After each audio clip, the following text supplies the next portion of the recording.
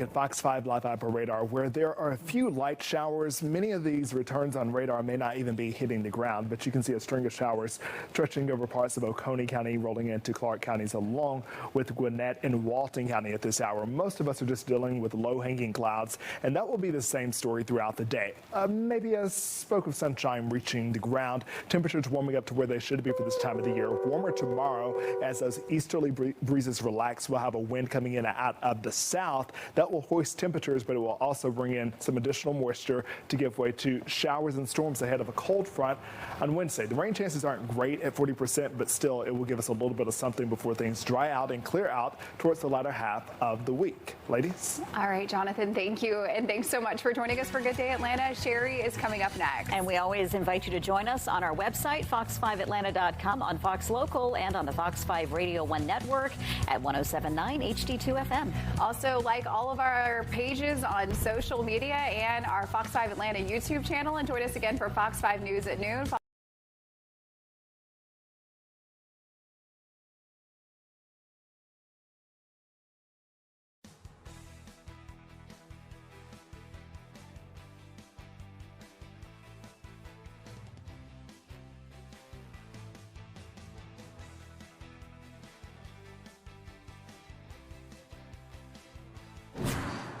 Good morning, everyone, and welcome in. Thanks so much for streaming with us on this Monday morning. We're certainly glad to have you joining us. Want to get you into some of the news of the day that we're following this morning. We'll get you live to the nation's capital, and that is where a partial government shutdown has now entered into its 6th day. We expect more votes later today, so an outcome on this resolution doesn't appear to be on the table. Of course, again, this is something that we continue to watch, but let's take a look at what we do know about this. It's been a weekend of finger pointing, and lawmakers in Congress don't appear to be any closer to reopening the federal government, which is, of course, the ultimate goal here.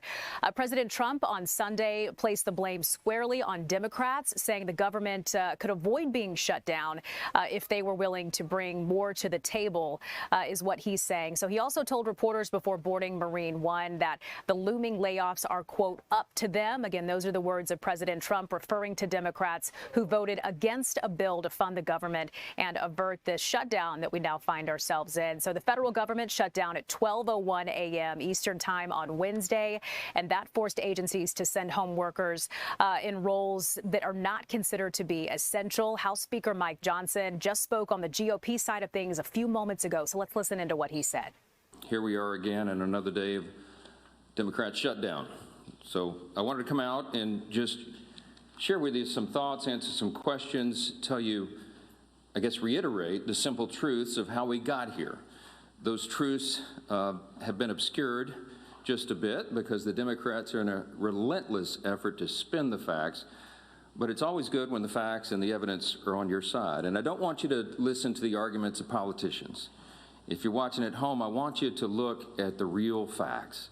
And I'm going to try to here in a very abbreviated summary manner to present those to you. And the facts are very clear. Okay, so the first fact is by way of reminder, how did we get here? Why is Washington tied into a knot right now? Well, I became Speaker almost 2 years ago, and I was frustrated, as most rank-and-file members of Congress are, frustrated about how Congress really doesn't work that well for the American people. That's why people are frustrated about it. We don't spend money responsibly here. We haven't for many years. And the reason for that is because typically, for the annual funding of the government, it's done in a back room. Literally, there's a deal made by the top 4 leaders in Congress, and that's hoisted upon the members, usually at the end of the year, right before a holiday, in an omnibus spending bill. Sometimes the bills are thousands of pages long, and it's always said that few members have fully read it or understood it. That's largely true because they weren't involved in the process. So when I became Speaker, I've been doggedly determined to make this House and the Senate work again, to do right by the American people, to get the process, to rebuild the muscle memory, to get back to the way it is supposed to work. And what does that mean? It means that Congress is supposed to carefully deliberate over 12 separate appropriations bills every year. Why? Because we divide the spending of the taxpayers' funds into 12 categories so that everybody can go through that. And all the elected members, the duly elected representatives of the people, can come here and have a debate and a discussion. We do that through the Appropriations Committee, they're the specialists on it, the members of the House and Senate who work on it around the clock, 365, every day of the year. And then they put together a product. It goes to the full body in the House and then the full body in the Senate, and they work on that together, and they come up with the most efficient and effective way that they can build consensus around to spend the taxpayers' funds. Well, we started that process back this year, and I'm so proud to tell you that we're rebuilding the muscle memory. It's like pushing a boulder uphill, but we've got it done. And we worked 12 separate appropriations bills through the House Appropriations Committee. I mean, they worked hard in a bipartisan fashion, Republicans and Democrats. They worked on it steadily. We got 3 of those bills on the floor. We debated them on the floor. We passed them on the House floor. And we sent that over to the Senate. Meanwhile, the Senate passed 3 of their own bills off the floor. That hasn't happened around here in many years. And all of that process that I just described takes a lot of time and a lot of work and energy and effort. And our appropriators, while they were working in good faith, they ran out of time. Why? Because the end of the fiscal year is September 30th, not December 31. And so the clock was just running out. So what we did, because Republicans are in charge of both houses right now, is the responsible thing. Leader Thune in the Senate and I in the House, we sat down with our appropriators and we said, let's come up with a simple stopgap measure to keep the lights on and keep the government open so that appropriators can finish this very healthy process for the people they represent. And so we put together a very simple, clean, continuing resolution. Why do we say it's clean? Because there's nothing to it. It's 24 pages. It's the bare minimum. It just says, keep the status quo, which, by the way, for all my Democrat friends, is the Biden-era policies and spending that we haven't been able to fix yet. We're in the process of getting appropriations done to repair all that, but we needed more time to do it. So in a bipartisan fashion, Democrats and Republicans got together and said, you know what? Fine, let's extend this until November 21st. The Democrats in the House agreed to that. That was the date. We put that bill on the floor. We passed it out of the House in bipartisan fashion. And we sent it over to the Senate. Well, now we expected, I thought, that Chuck Schumer would do what he's always done. The man has served in Congress 3/4 of my life, I think. And he has given impassioned speeches over the year, most recently in March of this year, that you have to fund continuing resolutions. You can't shut the government down because it's irresponsible and painful for the American people. He was right in March. He is not right today, which leads me to fact number 2. Fact number 1 was how we got here. Fact number 2 is why are we in this mess? Why did Chuck Schumer change his tune, and why is he now saying exactly the opposite of what he said 6 months ago? A picture's worth 10,000 words, okay? This is a copy of the Washington Examiner. Zoom in on that, all right? If you can't see this at home, I just had this on my desk on a big stack, and I found it. This is published March of 2025, March 26 exactly. It's a picture of Chuck Schumer looking very upset, very angry, walking out with a box, and all the House Democrats depicted their character, saying that he's an enemy of democracy. Why is he an enemy of democracy?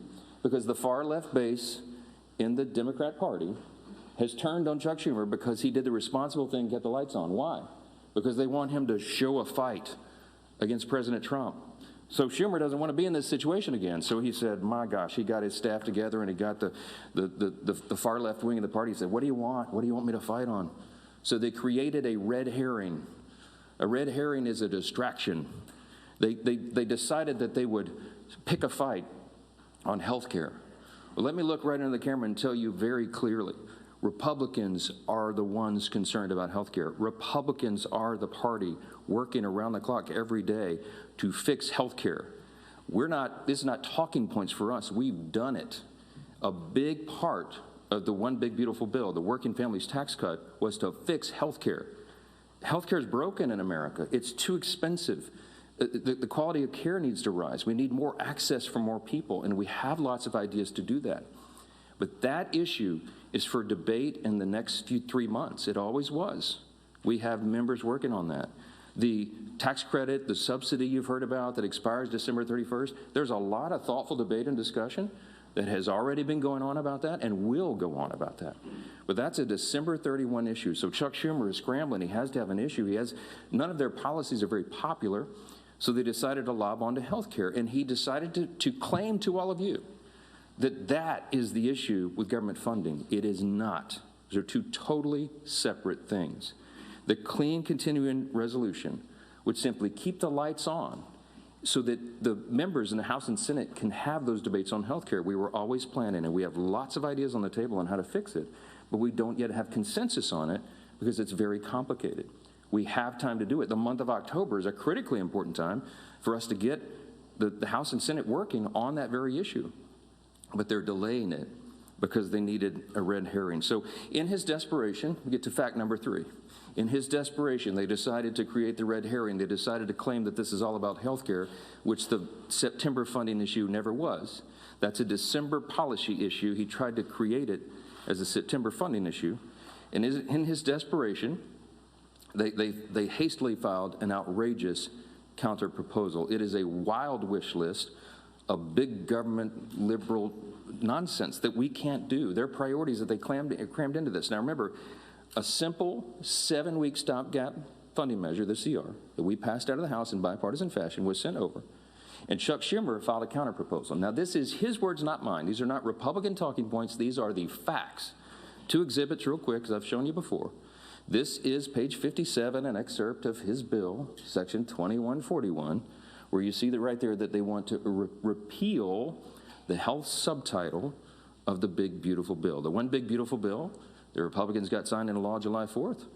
The working families tax cut, we're so proud of that because it has so many amazing things for all the American people, a marquee piece of legislation. But among the most important were the reforms that we did to health care. Why? Because Medicaid, for example, is broken. Medicaid doesn't work well. It's underfunded, and it was full of fraud, waste, and abuse. And we took our opportunity to fix that, and we did. So what did we do? We went into Medicaid, and we said, we got to stop the waste and abuse. We got to make sure that illegal aliens are not on Medicaid. Medicaid is intended for U.S. citizens only, not illegals who break our law and come over the border. And we got to make sure that young, able-bodied men who do not have dependents are working and not riding the wagon. Work is good for individuals. It's good for the communities they live in. It's good for their own well-being and for the people around them. And so we said, don't sit on your couch and play video games. By the way, also not a talking point. There was an AEI study, I think one of the organizations that polled this, and most of these young men who are not working are sitting around literally playing video games. Get back to work. So we put that in the law. And the big thing was making sure that an estimated 1.4 million illegal aliens are no longer riding that wagon either. Why? Because Medicaid had to be strengthened. Medicaid is intended for the elderly, the disabled, and young pregnant women, as I use an example, who are in difficult situations. They need the resources desperately, but the resources are being drained by people who were never intended to be there. And so Republicans got busy and fixed it. We put it in the big, beautiful bill. So, back to fact number 3, I guess I'm still on. Chuck Schumer files a counter proposal and says, we want to reverse all that. Well, among the effects, among the things that he would reverse is putting illegal aliens back on the program. Don't take my word for it. Look at the evidence. Over here at Exhibit B. This is the list of the actual provisions that would be reversed if Chuck Schumer's language was voted on and passed. Among those, it would end, see, these are the provisions, the Working Families Tax Cut Act, these are the provisions of our bill that did each of these things. We ended Medicaid funding for most non-citizens. They would reverse that, and it would cost American taxpayers, hardworking Americans, an estimated $6.2 billion. And you see, you just go down the list. The California loophole, you know what they did in California? Gavin Newsom and the team out in California? They expanded Medicaid to cover all able-bodied illegal alien adults. These men who could be working or whatever, I mean, they're not even citizens, never intended by Congress. They put that on the tab of the taxpayer. And so we reversed it.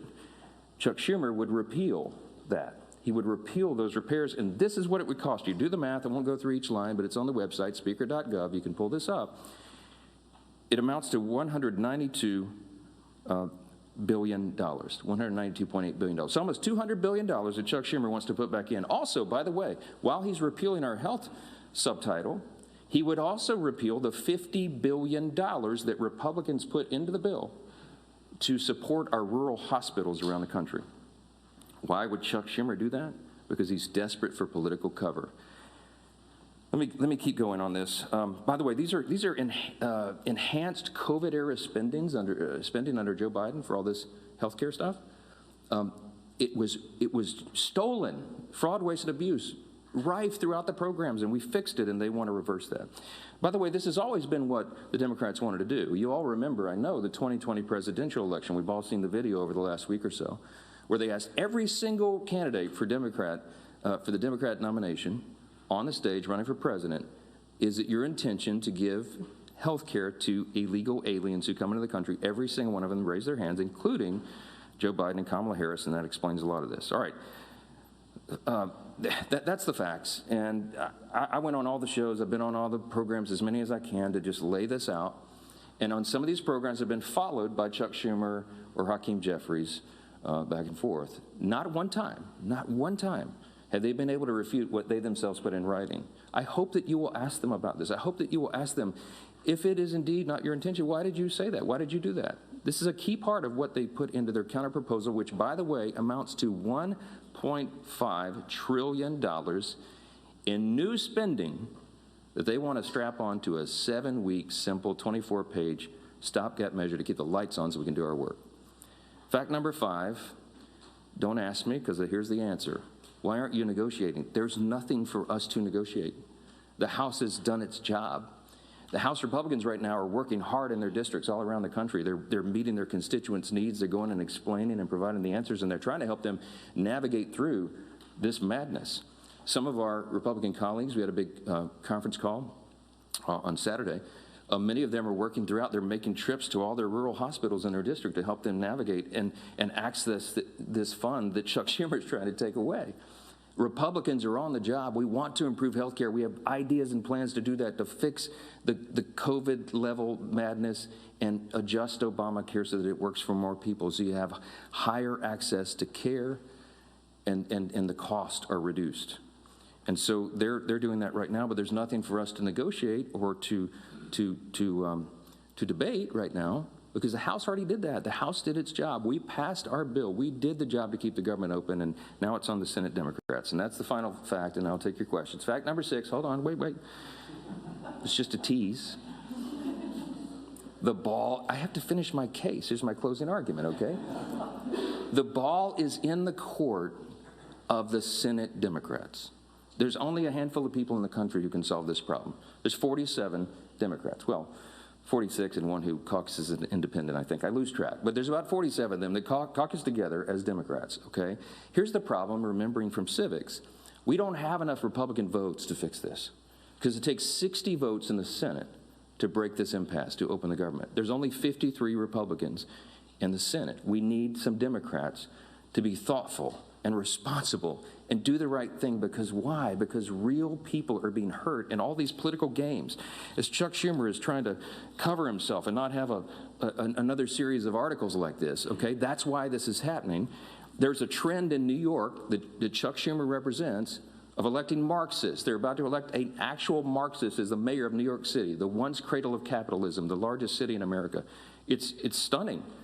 And I think it's stunning to Chuck Schumer, too, because while he's a far-left politician, he's not nearly as far-left as these guys, as they want him to be.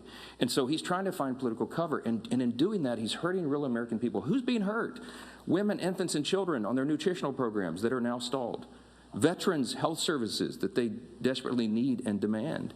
Go down the list. We've got our troops, Border Patrol agents, TSA agents serving, trying to protect America without pay right now. Half the federal civilian workforce is effectively laid off right now, furloughed. They can't go to work. They don't have the money. Chuck Schumer, for political cover, decided to turn off the funds, and real people are getting hurt. FEMA services. I keep saying this because I live in a hurricane state. We're in the middle of hurricane season, and flood insurance policies cannot be renewed or purchased right now because Chuck Schumer's playing political games. This is real pain for real people. I can go on. There are articles written in the last 2 days. Some of your outlets wrote about low-income Medicaid or Medicare recipients, for example, who have been able to receive health care at home because we expanded that through telehealth and all that. All that is shut down. You have people with autoimmune deficiencies who are also disabled. They cannot go visit the doctor's office. So thankfully, mercifully, they've been able to be treated at home. But all that just stopped. So people are canceling their health appointments with their physicians that is vitally important for them to stay alive, because Democrats over here are playing games. We have one plea and one plea alone. We need a handful of Democrats to stop the madness, reopen the government, so that we can get to these critical debates about the year-end policy decisions with regard to the further reforms to health care. So you've been listening there to Representative Mike Johnson there, Speaker of the House, getting his take on the shutdown. I want to switch gears now, though. Democrats have not responded to the press conference just yet, but a major issue on their side is, of course, tax credits that they say have made health insurance more affordable for millions of people since the COVID-19 pandemic. So just a major sticking point for them. Now, the subsidies, which go to low and middle class people who purchase health insurance through the Affordable Care Act, those are slated to expire at the end of the year if Congress does not extend them. So their expiration would more than double what subsidized enrollees are currently paying right now for premiums next year. That's according to a nonprofit that researches healthcare issues called KFF. So basically, Democrats have demanded that those subsidies that were first put into place in 2021 and extended a year later be extended again. So they also want any government funding bill to reverse the Medicaid cuts in President Trump's mega bill that passed this summer, which don't go into effect immediately, but are already driving some states to cut Medicaid payments to health problems. So again, one of the major sticking points and one of the reasons we're in this government shutdown now into its 6th day.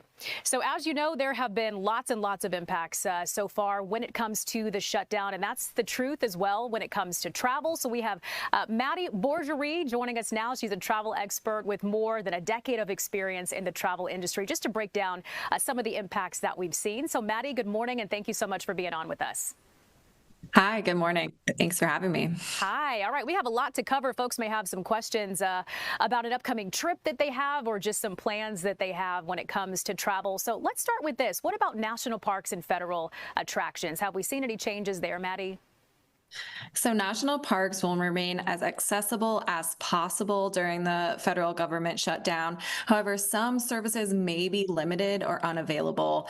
The NPS website says park roads, lookouts, and trails will generally remain accessible, but visitors for the duration of the shutdown should expect amenities like visitor centers, restrooms, guided tours, things like that to be either shut down completely or inaccessible and unavailable. At RVshare.com, the largest RV rental website in the U.S., isn't seeing a lot of pushback from renters at this point. People are still heading out on the roads and maybe just altering plans slightly, heading to private campgrounds or state parks instead of national parks while this continues. I'm so glad you mentioned RVs, and we're going to circle back to that in just a few minutes because I've got a few questions on that. I know that being one of your areas of expertise as well, Maddie. But let's talk about air travel, airports. What are some of the biggest changes that we're seeing right now due to the shutdown? Commercial flights will continue. Airlines and air traffic control is considered essential, so operations aren't expected to pause. TSA and air traffic controllers will continue working. Longer wait times and delays may be on the horizon. I don't think there are reports of that quite yet. During the 2018 and 2019 shutdowns, which is the last time that we saw this happen, we had a lot of workers calling into work, not showing up, which in turn triggered ground stops and flight delays in major hubs, so we'll be keeping an eye on that this time. How about travel insurance and coverage impacts? Any news from that, Maddie? So travel insurance, if you have it for an upcoming trip, is something definitely to be able to safeguard you from something like this. A lot of insurance plans, include trip delays, cancellation, and interruption protections. If shutdown-related distributions affect your flights, lodgings, tours, these causes may be triggered to be able to get a refund if you do have trip insurance on an upcoming travel plans. But coverage depends on policy terms, so definitely check your terms and see if you are covered during this time. So for folks, Maddie, who were in the process of trying to get a passport or maybe have an upcoming trip and they will need a passport, do we know anything about if the shutdown is impacting that process? From what I've read, it should not affect passports. Most of those agencies are run due to you have to pay to get a passport. You have to pay to expedite the passport process. And so since it's a paid procedure from the consumers or from the public, those will not be affected at this time. So you mentioned a little bit earlier an RV site, and I think you said something about not seeing a huge impact from the shutdown. But tell us a little bit more about that. I mean, are numbers being impacted? Are you seeing fewer folks who are wanting to rent RVs? Or give us some insight into what you're seeing with that, Maddie. We're seeing normal levels of interest at this point in time. Fall is lesser than summertime, so it's not as busy as a travel season. However, levels look normal. Those that have rented have expressed some concern, but are not canceling at this point. A lot of people are just taking alternative routes or plans. You could go to a private campground and or a state park. Those are still operating fully and functionally. So I think most people will just be altering their plans at this time and or just standing by to hear if those national parks have any further closures. So I would check those websites and or follow along on social media to see, what is open and available. Okay, Maddie, so what would your final advice be for folks who are wanting to travel? They're, considering taking a trip, but as we find ourselves in the middle of this shutdown, what would you say to them, things that they need to do or at least to be aware of as they prepare and plan to travel? Yeah, I would just keep your eyes and ears open for any updates, especially if you're planning on traveling to a national park. I don't think it is a time to panic and not go if you have already planned a trip to head to one of our great national parks. If you are looking for an alternative route, there are great state parks, national forests, and things like that that could also be alternatives. So just be flexible and, remain with your eyes open to see if there's any further updates as this continues. Okay, some great advice for us talking travel as we find ourselves in this government shutdown. Maddie Bourgerie, thank you so much for joining us and sharing some tips with our viewers today. We certainly appreciate it. Thanks for having me. I want to get you to something else that we're keeping an eye on for you this morning. We are learning as you take a live look here at the White House in just a little bit. Press Secretary Caroline Leavitt is expected to hold a news conference. That will be at 1 o'clock. She'll be talking about day 6 of the government shutdown. So no doubt more information will be coming from that. But if you were joining us just a few moments ago, you heard from House Speaker Mike Johnson giving his take on things, the lay of the land. We again have not had the Democratic response just yet. So that's something that we'll keep our eye out and be waiting for that. But again, this 1 o'clock press conference happening at the White House with Press Secretary Caroline Leavitt. Well, still ahead for you this morning, we have our meteorologist Jonathan Stacy, who'll join us with what we're expecting this week and also a look at the tropics. Stick around.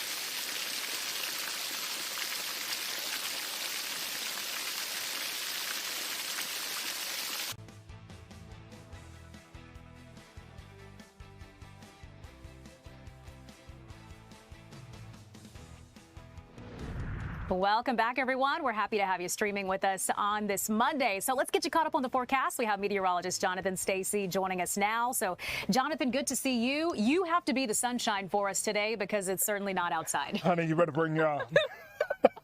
I had to bottle mine up. I had to find it somewhere because I was well up before the sun came up, like you were. Yeah. And it's like I knew what today was going to be, and we got a sampling of that yesterday. The skies turned gray, a decided difference in the look in contrast to Saturday, and it's just been kind of a graying of the week to get started. There is sunshine to come, but we have a couple hurdles that we have to get over before we get to the sunny, dry, fall-like days. So here's a look at Fox 5 Live Viper Radar. If you got a drop of rain, consider yourself maybe a lottery winner. You're very lucky because it just looks like it's going to rain. Yeah, it's one of those $2 or $3 tickets. Here's a look at the Monday menu. What you need to know: partly cloudy skies. That would be mostly cloudy to overcast skies. I think what the model is picking up on is there will be some breaks in the cloud cover as we get into the second half of the day, but do not shoot for sunshine today. It's just likely not going to be plentiful in any variety in any spot in time. The sun goes down at 7:15 on this first Monday of October. Winds will be gusting at times. Those winds could climb up to 25 miles per hour in terms of gusts. It's an easterly wind today, therefore the temperature is on the creep.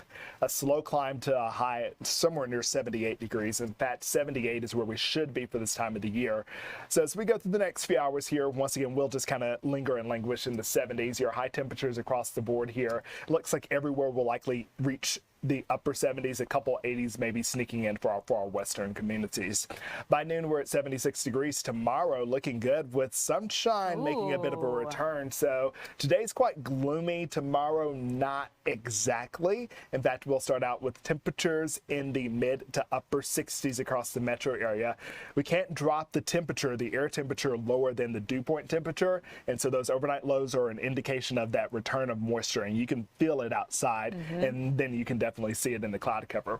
We'll still hold on to 20% shot at showers. That's mainly for far northwest Georgia. But by Wednesday, that's when we have our greatest chance for rain as a cold front finally nears the area. It's a bit of a tease for the next 48 hours as the front slowly sags across the Ohio River Valley in and across the Mississippi. Up next, the Tennessee River Valley in like fall-like fashion. The front finally clears the area.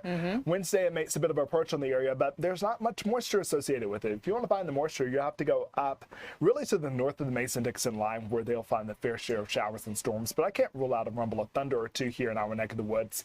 The interesting thing about this front, once it passes to our south and to the east, there's going to still be a fair amount of cloud cover around for Thursday. So this week, the theme of the week is going to be more clouds than we like.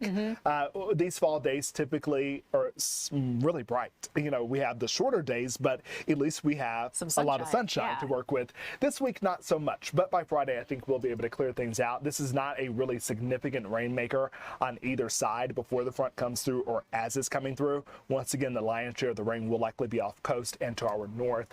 When it comes to things here at home, which is a shame because we need it. Yeah, we need the rain. Yeah, we definitely need the rain, and that cannot be overstated at any point in time. This week is just not going to offer up really a great opportunity to get a lot of rain. You're going to have one chance, and that's Wednesday, but still, at best, I think you can get maybe a ½ inch, and that's across far north Georgia. But look at this. After we put away the clouds for Thursday, the temperature falls, the rain chances fall, and then sunshine rebounds. Nice. And temperatures are very comfortable. Look at that. And everybody's going to be staring at Saturday and Sunday for good reason because it's an absolutely amazing forecast. Temperatures will be a hair below average, but when below average is 75 and 65 or 76 respectively, no one's complaining. Right, we'll take that. Yep. That's a prize. So, yeah, it's a really nice forecast overall, and it's typical. We should get cold fronts moving through during this time of the year. They should come through, typically giving us a bit more rain than we're going to get with this one. Yeah. But nonetheless, we are seeing this back and forth between the warm, moist air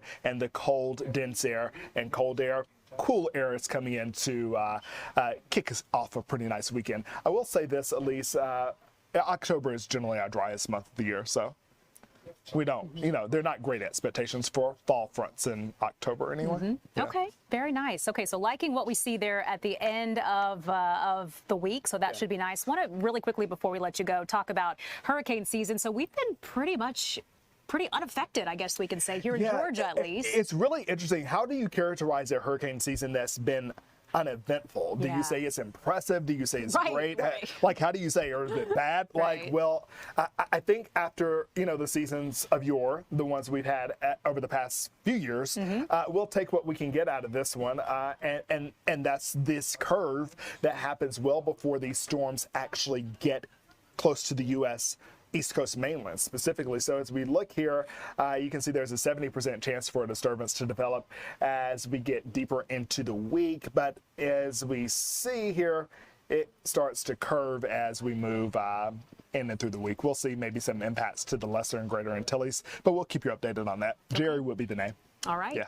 Jonathan, thank you Indeed. so much for that. We appreciate it. We want to get you out now to a news conference that's happening on that mass shooting in Mechanicsville. So let's listen in to what's happening there.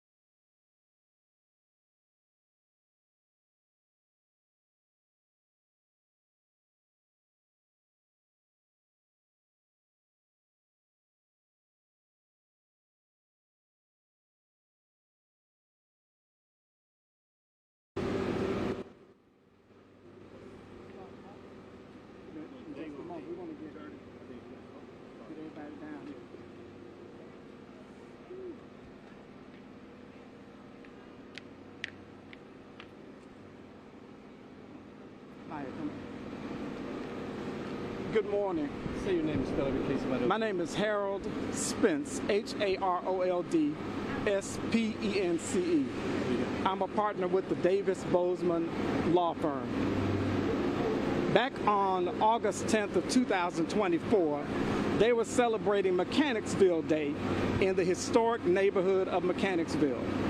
And what should have been a celebratory occasion for everyone involved turned out to be anything but, when gunfire erupted and two young people who we're here about today, Kamisha Battle and Emory Johnson, were wounded. Kamisha Battle was 17 years old at the time. She's here with us today. I'm 29. 29. She was a person who had high aspirations.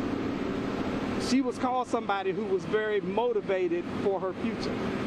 She was a phlebotomist and wanted to be a medical technician. But those dreams were dashed on August 10, 2024, when she was shot in the head. Before that shooting, she saw the world as a place full of endless possibilities. But since that time, she doesn't see it all.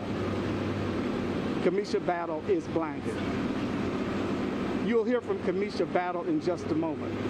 We also have here the mother of Ms. Emory Johnson. Emory Johnson was a person who, every room she walked into that room with confidence. But since August 10th, 2024, Emory Johnson doesn't walk at all. She's paralyzed from the waist down. It was Emory who was a high school student, 17 years old. She's since graduated from high school, showing extremely fierce determination, despite her condition, to graduate. She actually walked at her high school graduation with leg braces on. Emory, she wanted to be in the Navy. She had a family history of military service, but that dream has been dashed. But despite her condition, she still wants to be a nurse to help others. This crazy gun violence that we're seeing, you're seeing the faces of this gun violence. These two young women And we talk about crime statistics and crime going up and crime going down, but often we don't talk about the human cost of gun violence, the human consequences of gun violence. And you're seeing some of those human consequences today. We keep saying this has to stop. We have too many of these gatherings, not just with us, but with many others, where we're decrying this senseless gun violence. So today, we were in court for an arraignment for 4 of the individuals who are charged with these heinous crimes, crimes that have forever changed the lives of these 2 young women. And they're here today to talk about their experience, and they're here to make a plea for this senseless gun violence to end. Now, they weren't the only people who were shot that day, and the indictment lists several others. But for these 2 young women, Kamisha Battle and Emery Johnson, we want you to remember their names and say their names, and remember that they're on a journey that was unexpected and undeserved, a life-changing journey. But these are 2 young women of strong faith and strong determination, and they're both committed to make the best out of their lives. And we pray for them and wish them well, and ask the greater Atlanta community to pray for them and to wish them well.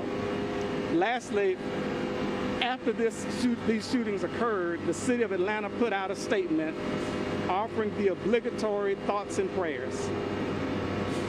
Since that time, they've not heard from the city about how they're doing. There's been no inquiry about their convalescence. There's been no word about whether or not there were any possible resources available for them as they tried to reconstruct their lives. These are residents of the city of Atlanta. They loved the city of Atlanta then, and they still love the city of Atlanta.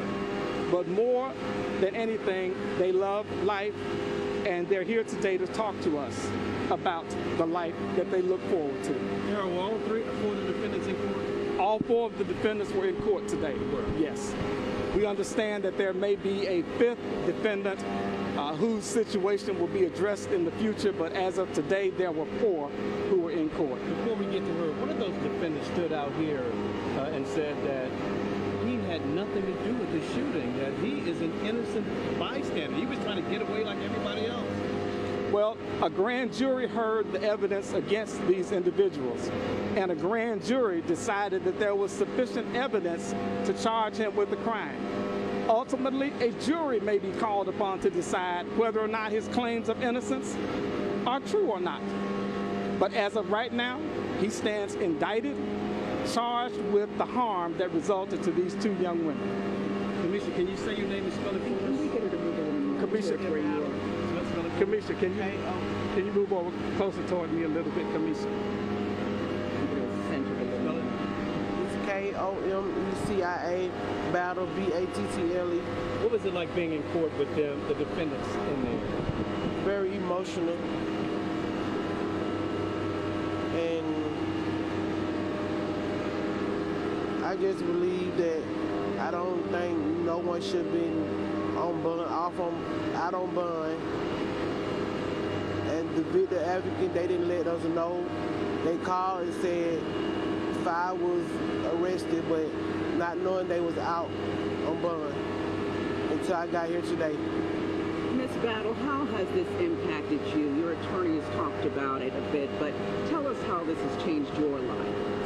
It have changed me immediately. Like, this is a whole newborn baby again. I have to go back to school to even know how to work on a computer, how to use my stick. And I was independent. Now I need help with my family, and they behind me. You want to go to the Navy? Is that? No, I was a phlebotomist. Phlebotomist, oh, phlebotomist. She wanted to go further in her nursing. Oh, go to nursing. Yeah. And be a nurse? No, the other one. Medical assistant. Medical assistant. You feel like those dreams are dashed, or what do you do? You said, well, I Are can't. they dashed, or you just like, your dream job is no longer here with her. Yeah, it's they keep calling me back to ask me, what can we help you with? But I have to go to, it's called Vision and Impairment, to help me be back independent by me being blind. So that's what I'm in the process of doing now, so I can go back to work, because I want to go to work. What do you want the shooters to know, the person who did this to you? What's your message to them? I want justice. And nobody don't know how I feel. And how do you feel? Angry. Hurt. Like, traumatized, all the above, mentally. I don't mean like being outside.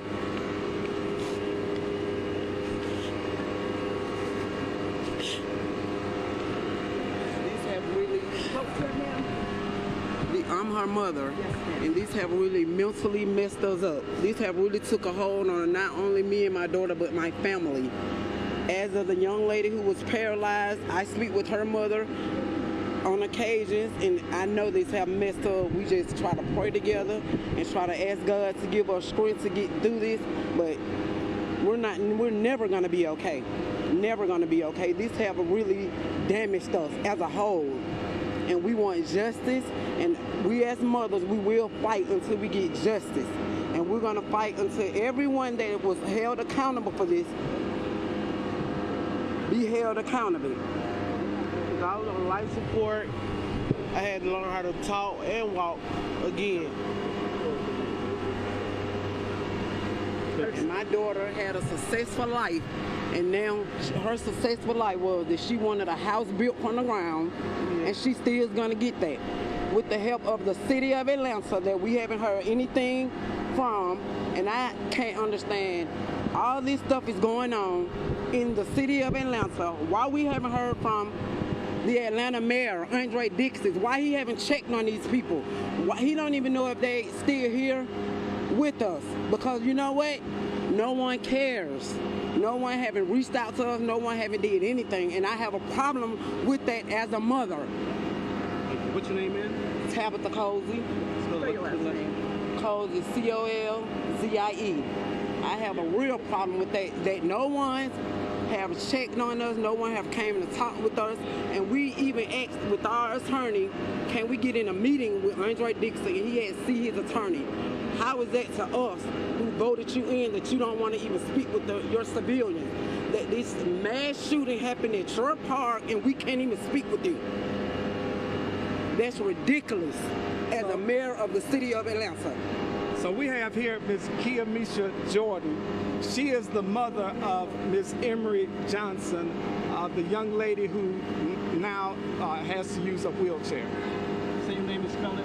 I spelled some of it. It's Mia Jordan, M-I-A, last name Jordan like Michael.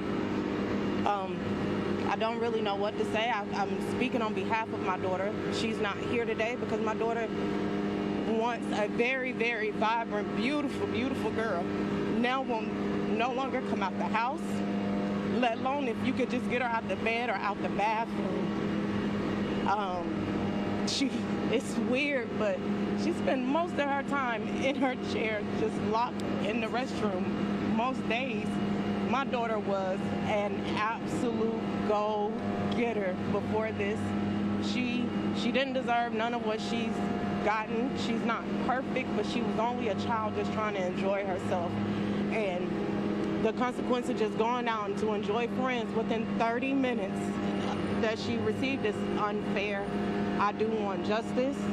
I want all individuals that were involved in the shooting. They need some time. It's not fair that they get to now, even right now, walk around, do what they want to do, and just be free and continue to terrorize the city. And then I'm terrified. I don't know where to go. I look at the young boys around me and I'm afraid because I don't know if one of them is one of the shooters, don't know who to talk to. Atlanta's not that big. So you could say a name and they might know me or know my daughter or know the situation, and it's terrifying. For me, my daughter, my other kids, it's put an extreme strain on my entire family, and it's unfair. So thank you for coming out to support these families. Yes, again, thank you for coming out to support these families. While they might not have heard from the city, when they go around and people hear about their stories and what happened to them, they get constant prayers and well wishes from citizens.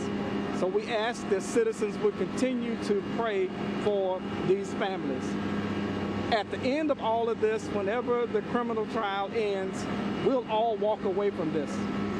You'll go on, and not to say this critically, you in the media will justifiably go on to cover other stories.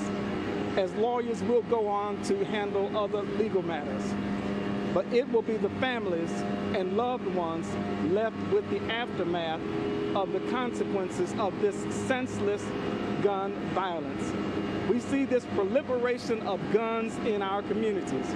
And when you see this proliferation of guns, and the intersection of that proliferation with individuals who seemingly don't care. So we've been hearing there from family of some of those victims and even some of the victims themselves of that mass shooting that happened in Mechanicsville last year. You might have heard, too, got a little bit heated as the mother of one of those victims saying that they haven't heard from Mayor Andre Dickens. They haven't even been able to get a message to him. Also hearing one of those mothers talk about how her daughter's life has changed. She won't leave the house now and all of the challenges that have come with her being a victim of this mass shooting. But just to take you back to what all happened here last year, again, the hearing was this morning for 3 of the 4 men that were accused of a shooting there in Mechanicsville. It happened at a family reunion. So Tyler Bradford, Brandon Hart, Jaquan Taylor, and Noah Williams are charged in connection with that August 2024 deaths of 3 teens, 2 adults who were shot in the parking lot at City Views at Rosa Burney Park Apartments.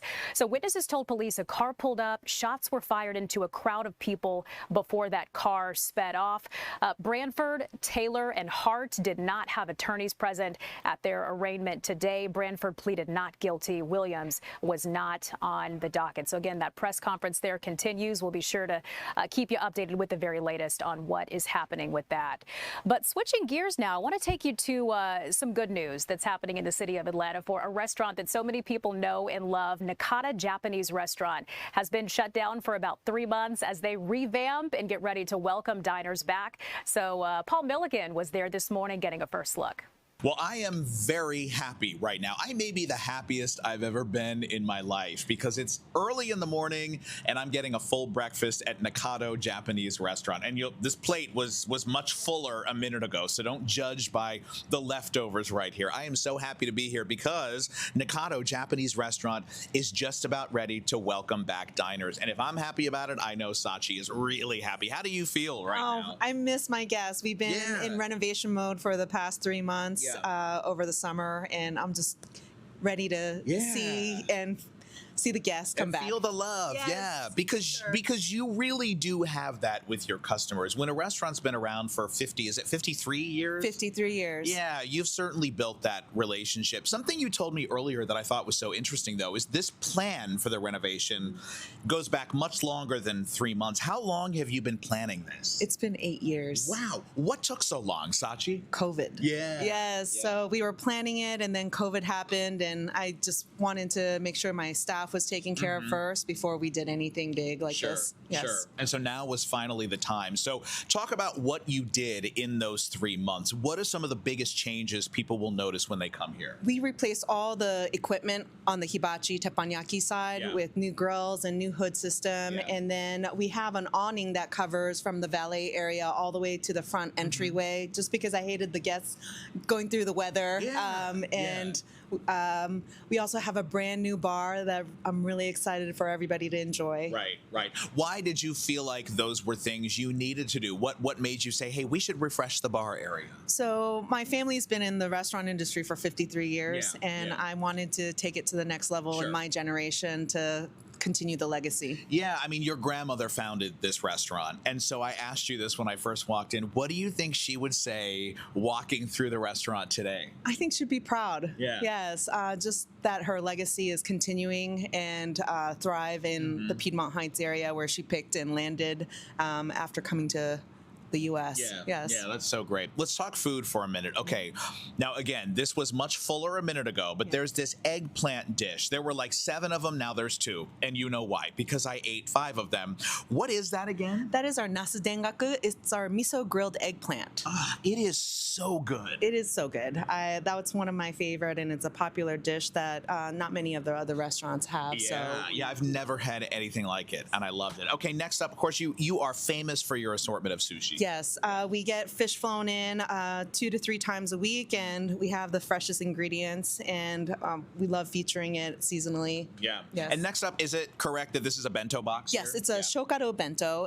It represents a monk's paint box with all the colors and textures. Wow. So that's how it translates. Oh, how interesting. And so what is in here? So you have the sashimi, and then the crab salad, and then the tempura dish, and then our grilled black cod. Yeah, and then of course my plate's almost empty now, but we had what I used to call a hibachi meal, but you told me really accurately there's another word we could be using. Yes, it's called teppanyaki, which literally translates to steel plate. Yeah. Yes. Yeah, okay, teppanyaki is what I'm going to call it from now on. And in this teppanyaki area, which by the way is so beautiful, you have these new murals on the wall. Where did these come from? So this is my inspiration of Hokusai's wave in the background. It's a famous wood block art print in Japan, and I wanted to translate it into something traditional to fill up the space. Yes. How does it feel for you just to carry on the legacy? I mean, your family, like you said, has been doing this for a very long time, and now you're taking it into the next 53 years. There's no pressure on me, right? No, none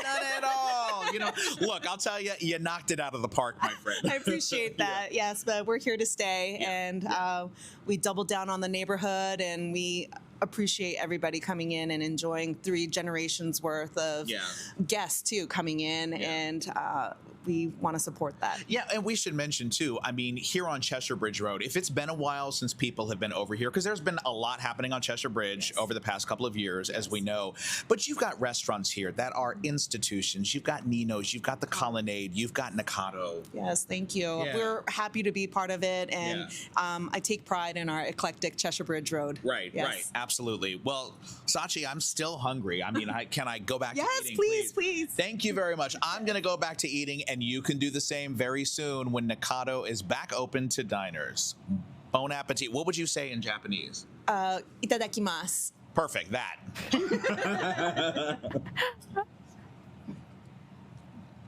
Very nice. Looks good. And hey, congratulations to our friends at Nakato. Just a quick reminder, Press Secretary Caroline Leavitt set to give a press conference at 1 o'clock at the White House on day 6 of the government shutdown. Fox Local at 3. We'll have a recap for you of what she said and what comes from that. So be sure you tune in for that. You can also join us this noon hour for more weather and, of course, news of the day that we're following. But thank you so much for being here with us on this Monday. We hope you have a great day.